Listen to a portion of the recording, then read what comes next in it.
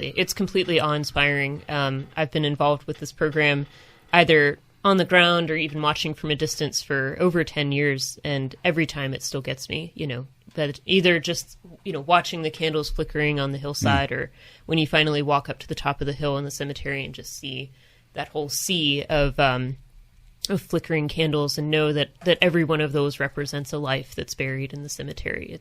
It's just incredibly powerful. And, you will encounter there are other parks and other national cemeteries that do illuminations like this. But for us, even just the scale of our cemetery with over 15,000 burials means that, the amount of candles that you'll see, the ability to walk through them instead of driving, so you're getting kind of the full sensory experience. It's really different and extremely powerful for everyone who visits. Frank, you and Beth have done hundreds of programs on the battlefields and talked about so many stories. And to walk up and see that, knowing what you do about the participants and the generals and just everything about this battle must really give you pause too. It really does. We go out on the battlefields and we tell stories about the lives of people and the sacrifices that they have made. But the cemetery really is the thing that hits home with everybody. When a story is no longer a story but becomes a reality to people, is that cathartic moment in the cemetery when they realize this is the ultimate price that people have paid. These are the people that have lived in our stories and now rest in our cemetery. It is profound for us, and it's a marvelous, exciting moment for us when we see visitors make that connection as well.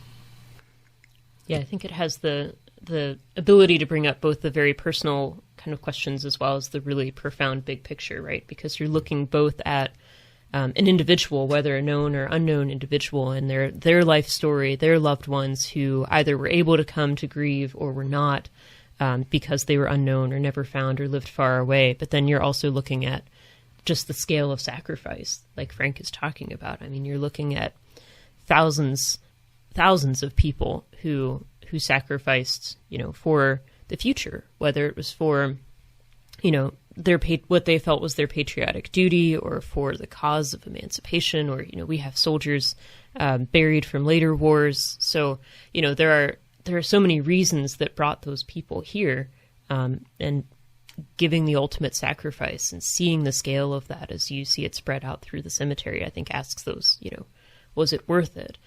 What leads a person to sacrifice? These sorts of really big picture questions, as well as just that very personal humanity of each individual person. And then every half hour is taps, and no matter how many people are in the cemetery, it just becomes silent. Yes, absolutely. And you can hear it just sort of echoing through the cemetery, and it ends up being a very, very powerful moment every half hour.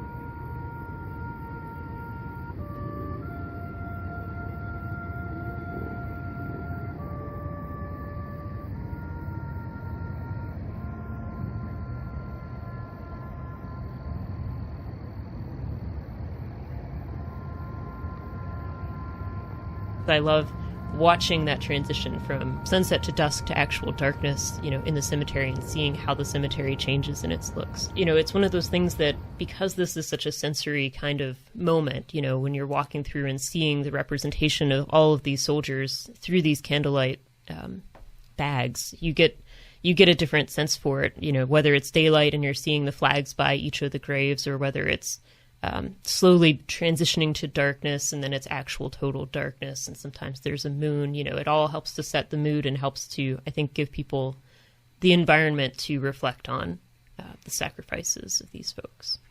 I'm glad to hear you say that because I have the same feeling. I think most of us probably do, is that because it transitions, in daylight, yes, it is about the flags on the graves, and then after dark it is about the light.